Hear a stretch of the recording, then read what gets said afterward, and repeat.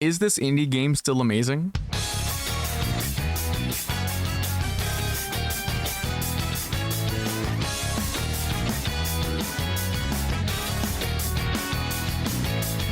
Hey, it's Pokaie, and today I am once again talking about Metro Gravity. Now, if you're someone that's new to the channel or just hasn't seen my video where I talked about Metro Gravity before, allow me to give you a quick refresher. Metro Gravity is a gravity-bending 3D Metroidvania with rhythm-based combat, which, while certainly being a mouthful, works really well together. And when I checked out the demo back in October of last year, the game was fairly small, all things considered, and only had a few areas and one item accessible to the player. With my general review of the game at the time being that it was a pretty good game that I had fun playing for the few hours that I spent with it, with the music, exploration, and world design all being great, and the rhythm-based combat, while being fairly tricky for me to get down right, was still fun to pull off. But here we are 8 months later, and the full release of Metro Gravity is here. So, now that it's out, does the game still hold up, or does it not live up to expectations? But of course, let's analyze just about everything there is in Metro Gravity, so I can thoroughly explain just what makes this game so great, starting with...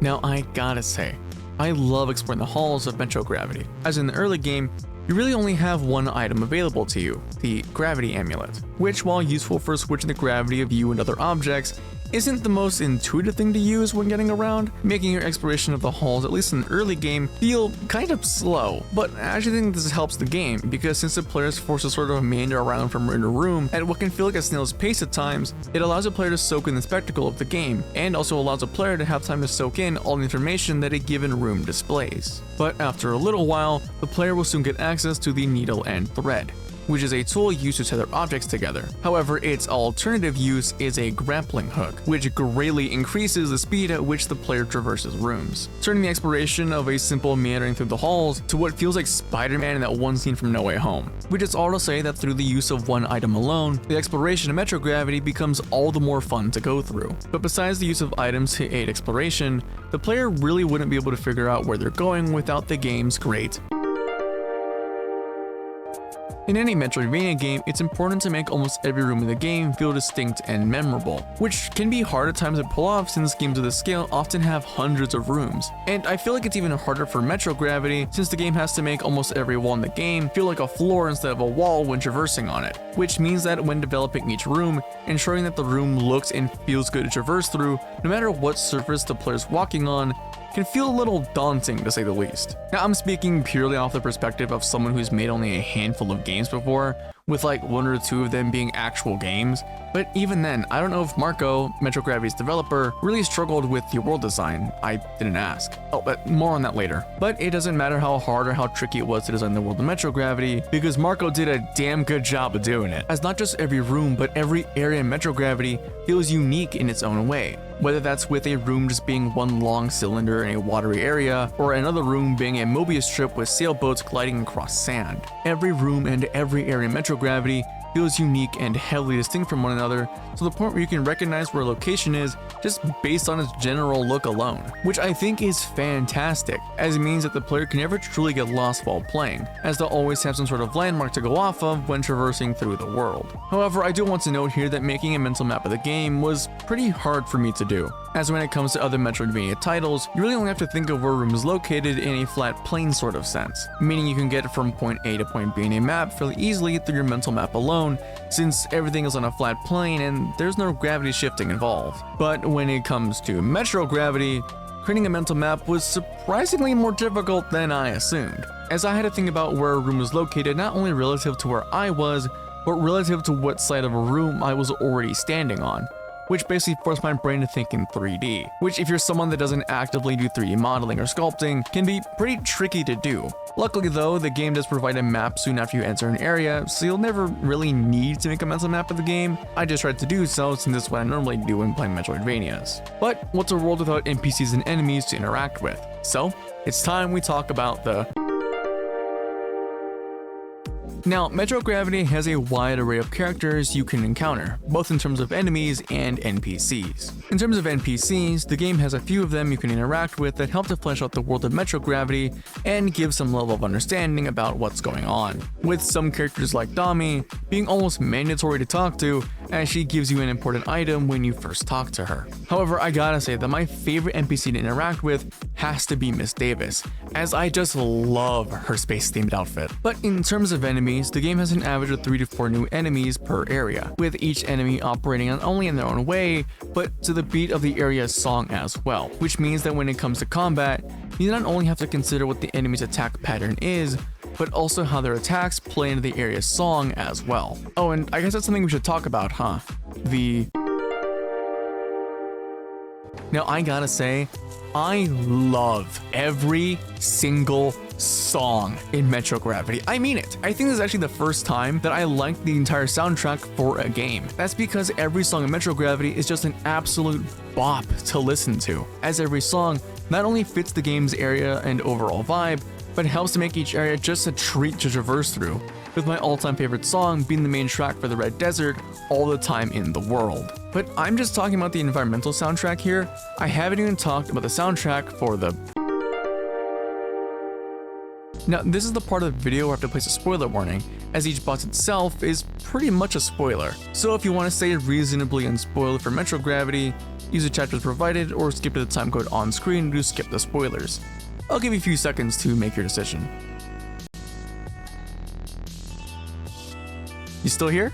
Good. Now I'm gonna be honest here, I love every boss for this game, as each boss not only has a really enjoyable but challenging fight, but banger soundtrack as well that just elevates the fight as a whole. With I think my favorite boss fight being the Mother, as I just love how the wheel is used as a way to transition between phases, as well as how the Thread and Needle ability makes the second phase of the fight absolutely awesome. But besides those two things, what I really love about the fight is the soundtrack, Careful Abandon, as the song itself is not only a bop to listen to, but also just makes the fight as a whole all the more epic.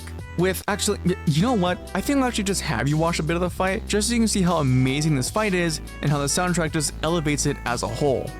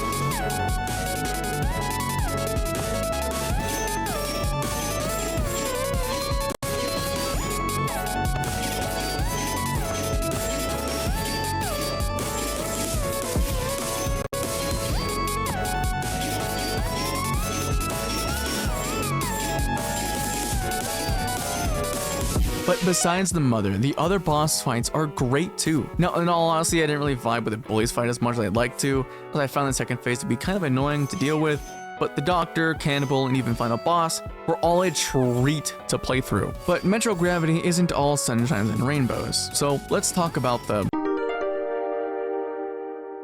I'll be honest, I don't know why I titled this as issues, as I really only have one, and even then it's more like a health concern, but whatever, we'll roll with it. Now, if you made it this far into the video, a concern has probably arisen in the back of your mind regarding this game, and that is with the gravity shifting. You know, Metro Gravity's whole thing, the thing in the title. But the thing about Metro Gravity is that it can be very disorienting to play. Now, I think just about everyone is gonna get some level of disoriented or motion sickness during the first hour of the game, because, well, not everyone is going into this game immediately after playing Mario Galaxy. But I think that if you're someone that enjoys playing Mario Galaxy or Portal and doesn't get completely disoriented by the game's gravity shifting mechanics, then Metro Gravity will be more than fine for you to play. But I think that's just about everything I have to say for Metro Gravity.